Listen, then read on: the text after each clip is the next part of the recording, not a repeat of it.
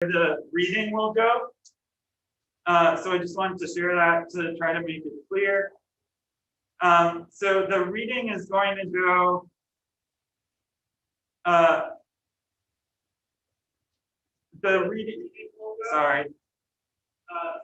the reading will go for your reflection paragraphs. Those are due at the end of the week. So we have about 3 weeks to read your book. The first reflection paragraph is due October 30th. They're all going to go in that one document. So they'll all go in the same document, and I'll update the due date each week. So you get points for writing 3 questions about your reading and then writing that paragraph. Are there any questions there? Wait, should we not submit like the that like section then on Friday? Leave it? It's sort of irrelevant whether you submit it or not, because I can see it regardless. So just know that it is going to be graded. Okay. But whether you submit it or not, I can still see the work. I would say, let's say graded and submitted, and then I'll return it. So that way, if people were to do it late, I can see that.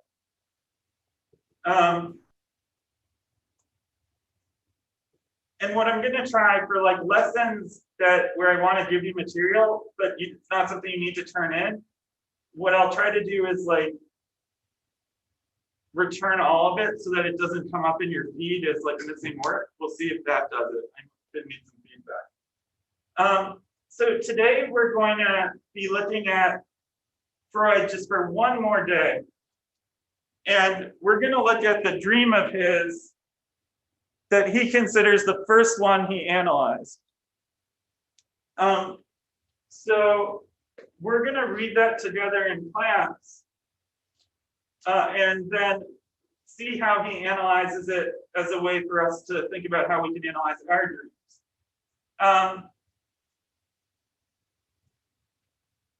So the dream itself it says Freud's dream and analysis. So if you could open that up. And this one's from his big thick book, the interpretation of dreams.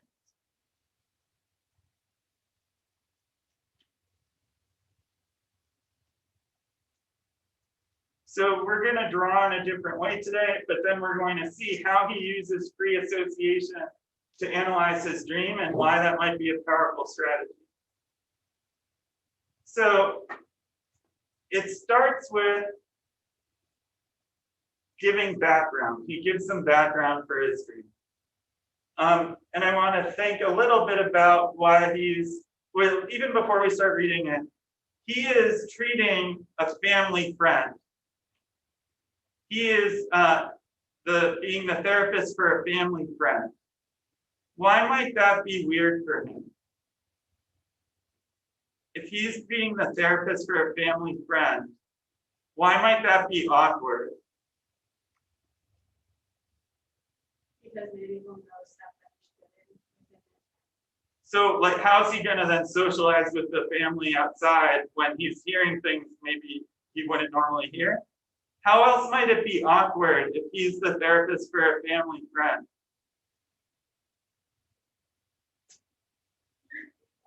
So he's before this dream, what causes it is he's treating a family friend as the therapist. And he's going to have some feelings about that. So he's wondering why it might be awkward, or why he might feel more pressure when he's treating a family friend than when he's treating a stranger.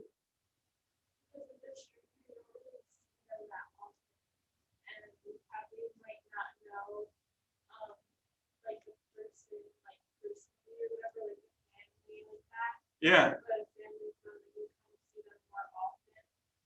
So he's going to have to not only see the patient, but he's going to see the family. What are they going to think of? Like, what if he doesn't do a good job? Or what if they think he's not doing a good job? It should be awkward. Charlie, what were you going to say? I was just going to say, like, there's more pressure for him to actually like help her because he knows the family. Yeah, so there's more pressure to help her. So that's the background. So in the summer of 1895, Freud had treated psychoanalytically a young lady who was an intimate friend of mine and of my family. And intimate in this case just meaning close, not like in love. that word's going to come up a bunch of this. It does not, there's no romantic implication. It will be understood that such complicated relations may excite or cause manifold many feelings in the physician, and especially the psychotherapist. The personal interest of the physician is greater, but his authority is less. If he fails, his friendship with the patient's relatives is in danger of being undermined. So like if the treatment doesn't go well, like all these people are going to judge him who ordinarily wouldn't be judging on his work. In this case, however, the treatment ended in partial success. The patient was cured of her hysterical anxiety. So the anxiety that was causing her physical symptoms went away, but not all of her somatic symptoms did, her bodily symptoms. So she still had pains that they couldn't explain medically, and that he wasn't able to get her to talk away. At that time, I was not yet quite sure of the criteria which denote the final cure of a hysterical case. And I expected her to accept a solution which did not seem acceptable to her. So he's like, this is what's wrong with you. And she's like, no, it's not. In the midst of this disagreement, we discontinued the treatment for the summer holidays. One day, a younger colleague of mine, one of my most intimate friends, who had visited the patient Irma and her family in the country residence, called upon me. I asked him how Irma was and her family, how Irma was, and received the reply, she is better, but not quite well. And Freud's like, damn, like he felt like he just got dissed or something. He felt like he didn't have to put sunscreen on because he had so much shade thrown at him. Just like, what's this guy saying? That he's not doing a good job. I realized that these words of my friend Otto's, or the tone of voice in which they were spoken, annoyed me. I thought I heard a reproach or a criticism in the words, perhaps to the effect that I had promised the patient too much. And rightly or wrongly, I attributed Otto's apparent taking sides against me to the influence of the patient's relatives, who I assumed had never approved of my treatment. This disagreeable impression, however, did not become clear to me, nor did I speak of it. That same evening, I wrote the clinical history of Irma's case in order to give it as though to justify myself to Dr. M, a mutual friend, who was at the time the leading personality in her circle. During the night, or rather in the early morning, I had the following dream, which I recorded immediately after waking. So we're about to read the dream. If you click on Sketch Together, this is a thing that lets multiple people draw at once. And I want to draw the dream because there's a lot going on in it, and I think drawing will make it clearer for us to work with.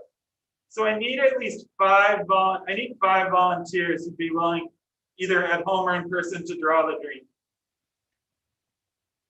It doesn't have to be good, we just need a visual representation. I'll tell you what to draw. I'll do it. We have one, Charlie, we need 4 more. Jack, thank you. 3 more. I'll do it. Nick, 2 more.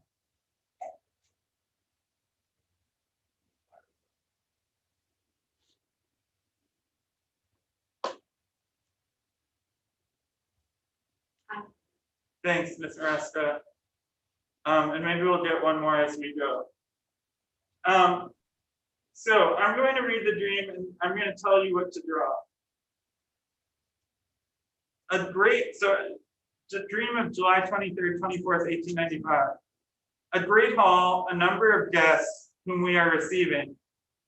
Oh, and for each character that I tell you to draw, please put their initials so that we know who's who. Among them, Irma, who I immediately take aside as though to answer her letter and to reproach her or criticize her for not yet accepting the solution. Could someone draw Irma? It could be a stiff figure. Excellent. I say to her, if you still have pains, it is really only your fault. Could someone draw Freud? She answers, if you only knew what pains I have now in the throat, stomach, and abdomen, I am choked by them. I am startled and look at her. She looks pale and puffy. Could someone make Irma look pale and puffy?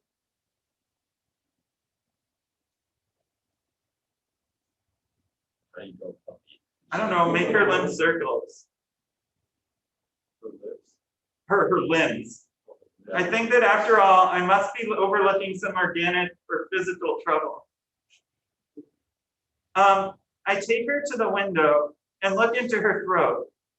She offers some resistance to this, like a woman who has a set of false teeth. I think surely she doesn't need them. The mouth then opens wide, and okay, someone needs to draw Irma's mouth, and it doesn't have to be like in her mouth, like you could draw a cross section there we go. I find a large white spot on the right, and elsewhere I see extensive grayish white scabs adhering to curiously curled formations, which are evidently shaped like the terminal bones of the nose. She draw like a bunch of bones and stuff in her mouth, or like just weird stuff. And if other folk want to jump in, that's okay. I quickly call Dr. M, who repeats the examination and confirms it. Could someone draw Dr. M? Dr. M looks quite unlike his usual self. He is very pale, he limps, and his chin is clean shaven. So maybe give Dr. M a cane to indicate that he has a limp. Now my friend Otto, too, is standing beside her. So someone draw Otto. And my friend Leopold percusses her covered chest. So Leopold is hitting her chest. So someone draw Leopold and have Leopold have a hand that's punching Irma in the chest. It might have to be a long hand, and that's okay. Leopold says she has a dullness below on the left, and also calls attention to an infiltrated portion of skin on the left shoulder, which I can feel in spite of the dress. Could someone draw some blood on Irma's left shoulder? M says, there's no doubt that it's an infection, but it doesn't matter. Dysentery will follow and the poison will be eliminated. So Dr. M says, essentially like rest in peace. She's gonna die of dysentery. So if someone could somehow show that Dr. M is saying she doesn't have long to live. We know too precisely how the infection originated. My friend Otto, not long ago, gave her, when she was feeling unwell, an injection of a preparation of propyl, propolis, propionic acid, trimethylamine, the formula of which I see before me printed in heavy type.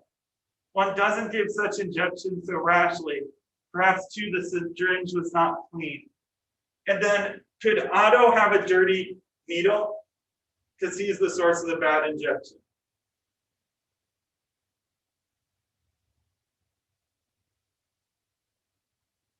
Excellent. Great job. Great job. This is all sorts of fun, people. So, if you go to the analysis,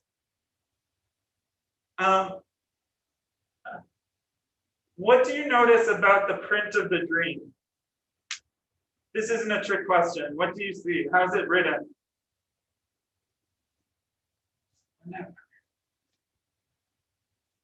What do you notice about the print of the dream?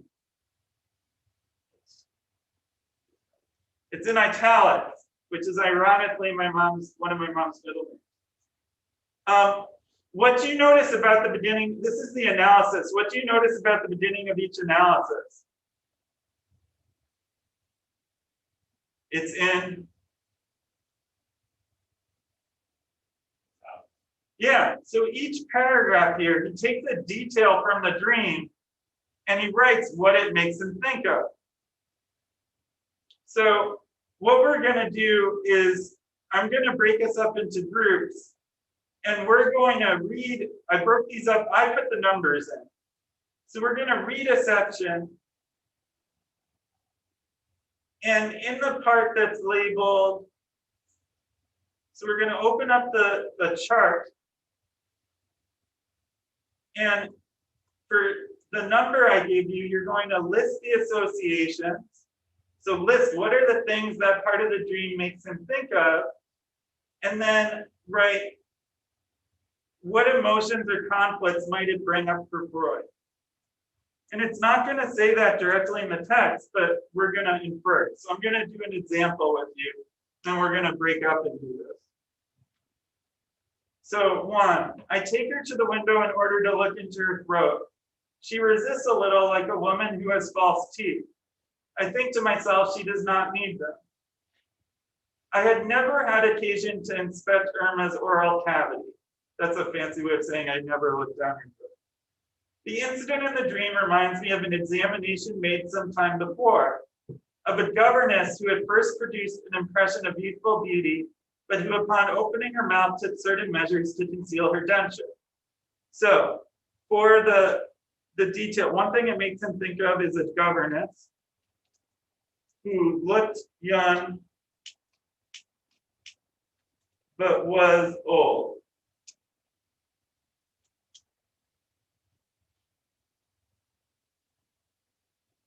Other memories of medical examinations and of petty secrets revealed by them to the embarrassment of both physician and patient associate themselves with this case. So I'm going to say secrets, medical exams are things that this moment makes him think of. She surely does not need them is perhaps in the first place a compliment to Irma, but I suspect yet another meaning. In a careful analysis, one is able to feel whether or not the ideas which are to be expected have been exhausted. The way in which Irma stands at the window suddenly reminds me of another experience. Irma has an intimate woman friend of whom I think very highly. One evening on paying her a visit, I found her at the window and the physician reproduced in the dream, and her physician, the same Dr. M, declared that she had a diphtheric membrane. So I'm going to say Irma's friend and Dr. M.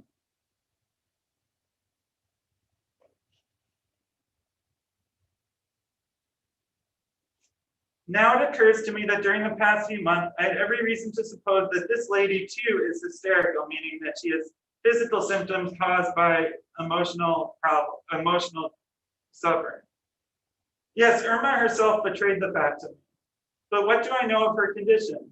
Only the one thing, that like Irma in the dream, she suffers from hysterical choking. Thus in the dream, I've replaced my patient by her friend. Now I remember that I've often played with the supposition or possibility that this lady too might ask me to relieve her of her symptoms. But even at the time, I thought it improbable. She is extremely reserved. She resists as the dream shows. Another explanation might be that she does not need it. In fact, until now, she has shown herself strong enough to master her condition without outside help. So we're going to put down strength versus needing help. I'll change that so it's better. Now only a few features remain, which I can assign neither to Irma nor to her friend. Pale, puffy, false teeth. The false teeth led me to the governess. I now feel inclined to be satisfied with bad teeth. Here another person to who these features may allude occurs to me. She is not my patient, and I do not wish her to be my patient. For I've noticed that she is not at ease with me, and I do not consider her a docile patient. She is generally pale, and once when she had not felt particularly well, she was puffy. There's a footnote. The complaint of pains in the abdomen may also be referred to this third person. It is my own wife, of course, who is in question. So he's saying that Irma reminds him when he pre-associates to his wife and to these two other patients. And it seems like a conflict or emotion Freud has is being unsure. And having patients who he feels don't cooperate. So we're going to do that same thing for 5 other passages in the dream. So you're going to, in a group, list what are the things that italicized detail makes them think of, and what emotions or conflicts might that connect to. So Nick, Ms. Maresta, and Lynette, you're going to look at number 2. John, Elizabeth, and Charlie, you're going to look at number 3. And for the folks at home, I'm going to put you in breakout rooms and then tell you which, I'll send a message of which part you should look at.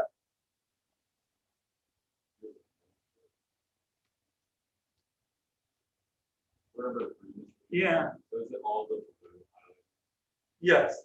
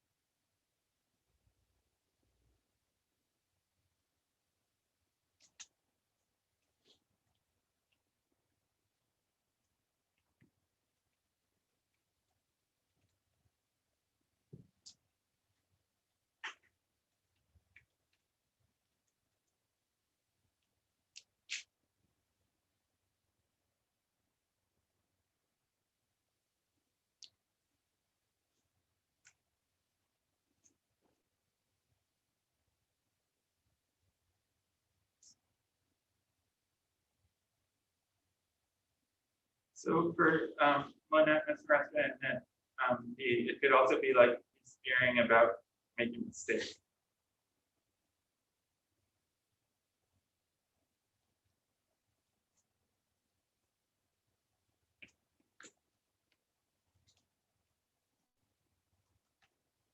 Oh, Nick, put that in the second.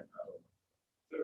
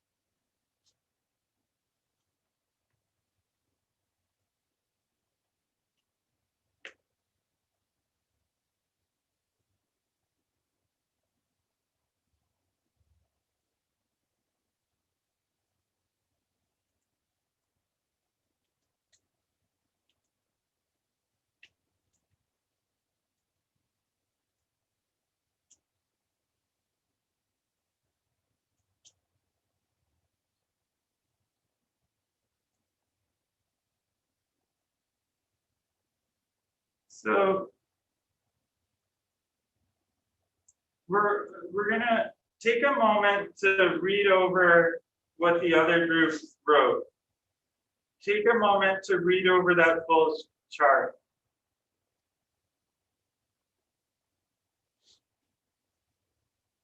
And think about what are things that appear more than once? Like what are things that are appearing multiple times?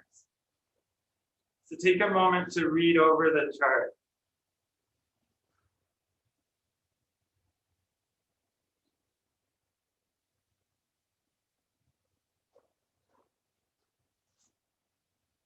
So who are people that reappear, or sort of ideas that reappear?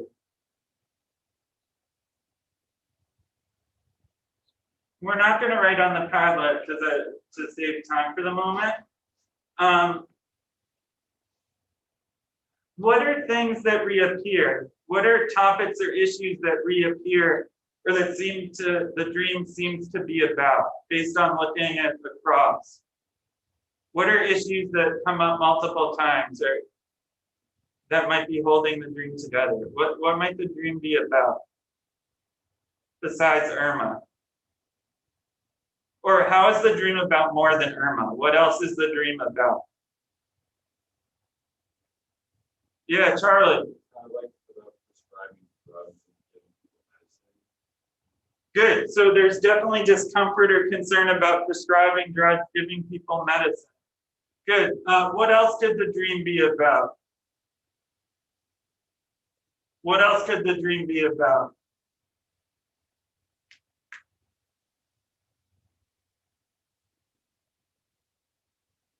What emotions is Freud dealing with? Yeah, Nick. You said like a fear of messing up.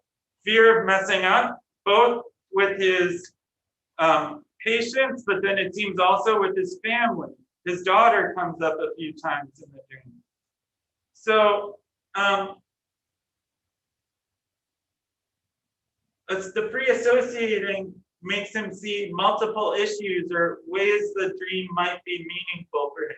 And that's going to be the first strategy that we use in our own dreams. So on Thursday, we're going to use that strategy. I want to just hit at one thing for a moment. Freud said that a dream is what did it say? Is a disguised fulfillment of a repressed wish. In the dream, Is it Freud's fault that Irma's not doing well in the dream? John, why not? I couldn't hear, I'm sorry. Who else messes it up? Oh, in the dream though. Who makes mistakes in the dream? Who? How does he make a mistake? Who gives her the dirty injection? Does Freud? Right? Is Freud punching her in the chest? In the dream, Freud is not a bad doctor. Like out of all the doctors, he's not that he wants Irma to die, but he's created a dream where he doesn't look too bad. And if she has dysentery, that's not his fault. So we'll get to the wish part a little bit more, but that might be the wish. The disguised fulfillment of a repressed wish. Tomorrow, bring your books. We'll have a reading day, and Thursday we'll have our own first dream analysis day. I know this has been some heavy lifting with Freud, but we're